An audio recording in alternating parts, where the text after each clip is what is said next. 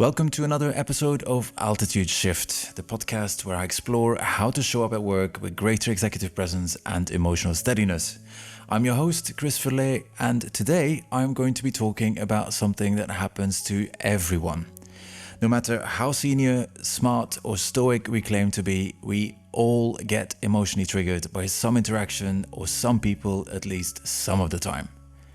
I get triggered all of the time. I get triggered by people telling me what to do. I get triggered by slow people. I get triggered by people giving me unsolicited advice, which I know is kind of ironic given that I'm a coach with a podcast. And frankly, I think there's a special place in hell reserved for people who say issues rather than issues. Anyway, in this episode, I want to unpack what's really happening to us in those moments, what's going on in our brains, what's happening in our bodies, and why some situations or people get under our skin much more than others. More importantly, I'll share how to steady yourself when that happens, how to hold your composure, stay thoughtful, and how to lead through it rather than from it. I'll also talk about the flip side. What if you're the one who's triggering someone else? Because let's be honest, if you're listening to this around lunchtime, chances are your mere presence has already annoyed a fair few people. At its core, this episode is about what I call emotional authority, and that's the ability to stay in charge of yourself when it matters the most. So, let's get into it. Let's start with what actually happens inside your brain when you get emotionally triggered. Say, someone interrupts you, challenges your thinking, disagrees with your input, or just simply exists in your field of vision. What you're experiencing there, the heat in your chest, those clenched jaws, the tension in your muscles, that's your body entering a mild fight or flight state. That's your amygdala stepping in. Its job is to scan for danger, and in that moment, it thinks it's found some, so it pulls the internal alarm. Meanwhile, the part of your brain responsible for sound judgment, which is your prefrontal cortex, starts to fade into the background. It goes offline. So instead of you responding thoughtfully, you tend to react defensively. Now, to anyone else, it might look like a completely innocent interaction took place, but inside, your body treats it like a security breach. And you can think of your amygdala like a smoke alarm. It's designed to detect fire, but it'll also go off if you burn your toast. And the noise it makes is real, even if the danger isn't. Now, what makes it trickier is that your brain doesn't just respond to what's happening, it tries to predict what it thinks is happening. So it's looking for patterns, even when there may not be any. And it does it by pulling in past experiences, sometimes ones you haven't thought about in years. Which means that a single interruption can suddenly turn into, she always does this. Or somebody's passing comment becomes, he's trying to undermine me again. Literally within milliseconds, your brain will turn a routine work moment into a full-blown telenovela about your status, your safety, your worth at work. And whether or not that story is true, it doesn't matter, because your body will react as if it is. That's how powerful a trigger can be. It distorts the facts and then it overinflates their meaning. Now, all of that is happening mostly beneath your awareness. And that's what makes recognizing those first internal and physical shifts the first step in learning how to respond more wisely. But there's also an emotional layer. See, most people experience a trigger as a kind of injustice, a violation of sorts. So a comment or a tone that lands the wrong way immediately feels like we're being disrespected or we're being unfairly treated. And as I said earlier, because our brain is always seeking out patterns, that moment then expands. Oh, they always do this, or I never get listened to.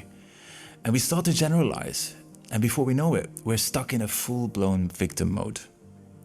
But not every response to a trigger is big and dramatic, of course. Sometimes it shows up as a mere flicker of irritation, an annoyance, or dropping your energy, or going a bit quiet in a meeting, or getting defensive.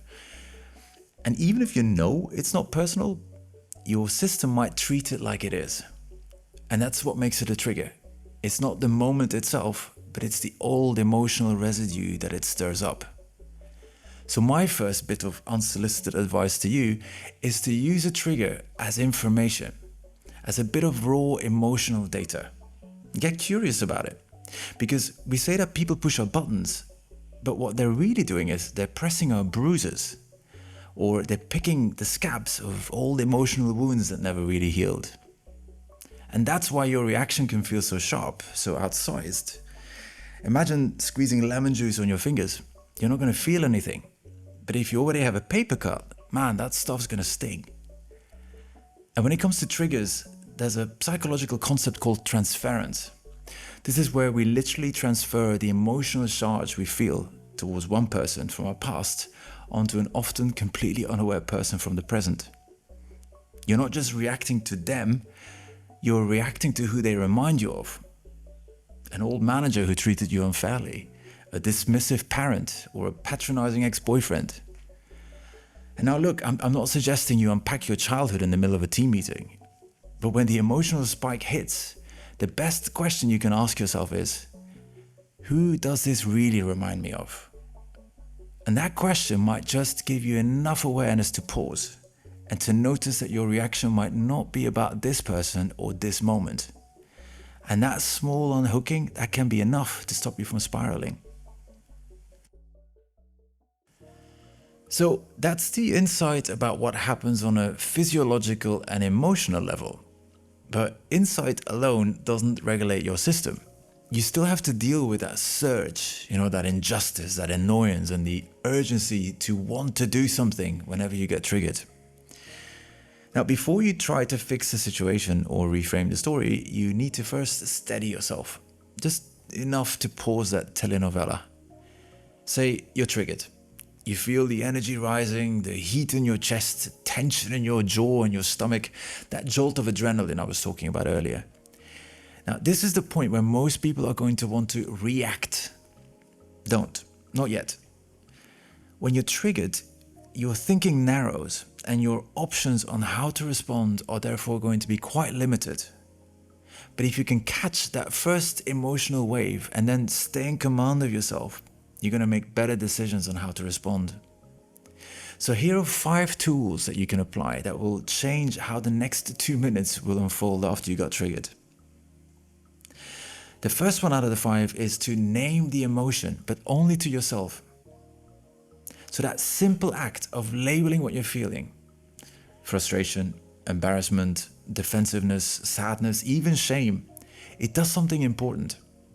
It engages your prefrontal cortex, right? That part that I talked about earlier that's responsible for judgment, emotional regulation, language, and impulse control. It signals to it to come back online.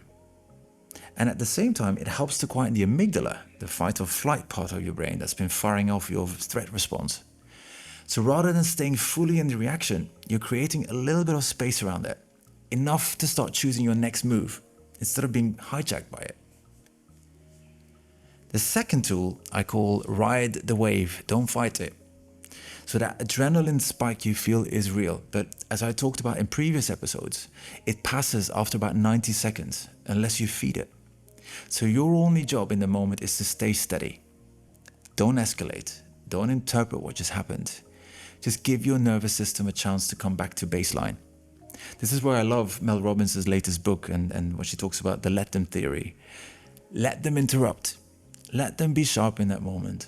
Let them be them. Let them do what they want to do. But in that moment, let me decide who I want to be and what I want to do, which is to hold my composure. Tool number 3, use your body to regulate your brain. When your thoughts are feeling scrambled, then let your body lead. One of the fastest ways to reset is through a physiological sigh. I've talked about this before, but it's one of my favorite and most immediate relaxation techniques. You take one deep breath in, and then a second, smaller breath on top. And then you exhale slowly through your mouth. Because that tells your nervous system, no threat here, we're safe.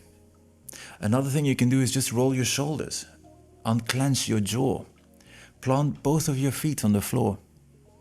And these aren't just gestures, they're actually a signal to your nervous system that tells it, I'm grounded, I'm safe, I'm in control, and that changes how your brain will respond in a moment.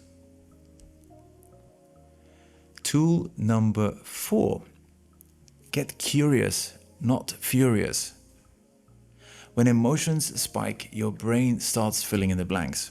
It will assume negative intent, it will invent bad motives, and it'll build a story that's almost always incomplete or distorted. So you need to interrupt it. Ask yourself, what else could this be? Or what might be going on for this person who just cut me off? Even that small pivot towards curiosity, it can lower some of the heat you're feeling. It will widen your perspective, and it'll stop you from reacting to a story that might not actually be true. Because it's literally impossible to be both curious and defensive at the same time. Honestly, try it. Curiosity opens up options, and defensiveness just shuts them down, so it's impossible. Then tool number 5. Use language to reset your lens. Now, in the heat of a trigger, the words you say to yourself can either accelerate the reaction, "This is ridiculous, they're doing it again," or they can anchor you. So a simple neutral phrase like, "This isn't personal," or "This is pressure, not disrespect," it can help you reframe the moment.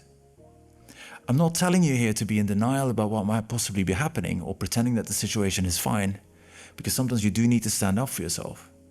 But I'm more talking about using reassuring self-talk to give yourself just a little bit of extra time before you respond. And reframing that moment for yourself can be enough to stop you from defaulting to being ultra defensive. Now, okay, say you've done all that internal work, but what do you do if that moment still doesn't sit right with you? Do you say something? Sometimes yes, but how and when you say it makes all the difference. First of all, I don't recommend you saying, "I'm feeling triggered." I call that TikTok speak. Not because it isn't true, but because in most professional settings, the word triggered itself signals fragility.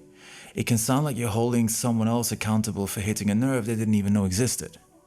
It makes you sound a little bit like a victim, like you're blaming.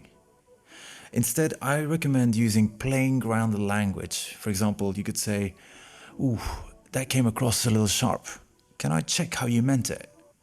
Or, "I'm feeling a little bit taken aback. I just need a second or so to process." Or you could say, "Something in your delivery felt off here. Can we pause for a moment?" By using that sort of language, you're not accusing. You're simply flagging that something felt off. And that alone can change the tone of the conversation, or it can create just enough space for it to continue in a more constructive way. So my tip to you is to pick one of these phrases now and then mentally rehearse it. Imagine you saying it calmly and without apology. That way, it's in your back pocket whenever you need it. Now, of course, not everything needs to be handled in the moment. If you're still processing, or if you feel that the meeting's kind of moved on to another topic now, you can always follow up later, quietly, professionally, and without heat. You could email that person. You could say, "Hey, that exchange earlier felt a little bit off. Do you mind if we clear the air?" Or, "Can I circle back? It might be nothing, but that moment didn't quite land right for me." And sometimes you say nothing. Not because you're avoiding, but because your reset worked. You steadied. You didn't spiral. And that changed the dynamic on its own. So the skill when you're being triggered is not just knowing how to speak up, it's knowing when to speak up. Now, so far, I've talked about what to do when you feel triggered. But what if you're the one who's triggered someone else? You can usually tell when the energy in the room suddenly shifts. Someone goes quiet, or their tone changes, or their body language becomes a little defensive. You can just feel that something you said or did, it landed awkwardly. First of all, that's okay. It happens. Triggering someone else doesn't make you careless or cruel. It just means that you might have touched a bruise you didn't know was there. Now, don't make the mistake of rushing to clarify. "Ooh, that's not what I meant." Because your lack of bad intentions doesn't cancel the bad impact it had. And defending yourself too quickly can make the other person feel even more dismissed. A better move is to pause. Show that you've clocked the shift that just happened in the other person. And you don't have to know exactly what happened as long as you acknowledge that something happened. And if it feels right, say something.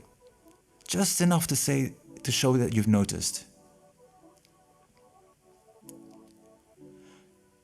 And if it feels right, say something. Just enough to show you noticed. For example, you could say, "Oh, I sensed you went a bit quiet after that. Are we okay?" Or, "Ooh, that landed a little harder than I intended. Happy to talk it through if you want."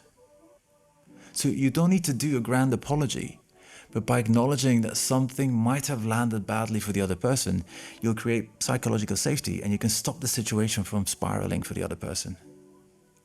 Now later, if it's still on your mind and you think it's necessary, you can always circle back to that person and gently reopen the door again. You could say something like, "I've been thinking about that moment. If something felt off, I'm open to revisiting it." Or, "Actually, just to clarify, I meant that differently, but I get now how that could have felt." This isn't about you walking on eggshells around other people, but it is about you owning that your words and your actions do impact others. So, in conclusion, if you find yourself getting triggered at work, it doesn't mean you're a snowflake. It means your system is doing exactly what it was built to do, which is to flag potential threat. And if that is happening a lot, it's worth seeing that as valuable data. Because eventually, those old bruises and storylines, they will need your attention. And you can't expect the people around you, especially in a professional setting, to keep dancing around them. Now, that might mean you working with a coach or talking to a therapist or simply being more honest with yourself about the patterns that you find yourself in. Because the goal here isn't to become emotionless, it is to become more steady. To feel that spike, to name it, and then choose your next move with a little bit more clarity and steadiness. And I've talked today about emotional authority, but at its heart, this episode is really about emotional maturity. It's about responding instead of reacting. It's about not blaming other people for hitting your buttons, but starting to ask why those buttons are still so hot in the first place. That's where the real growth is. So there you go. This is how you deal with your triggers. And you know what? One day I might even follow my own advice and deal with my own issues. Hey, it's Chris here. If this resonated with you, don't keep it to yourself. Share it with someone else who needs to hear it. And if you want more insights on leadership, confidence, and growth, you can hit like, subscribe, and turn on notifications so you don't miss the next one. I'll see you soon.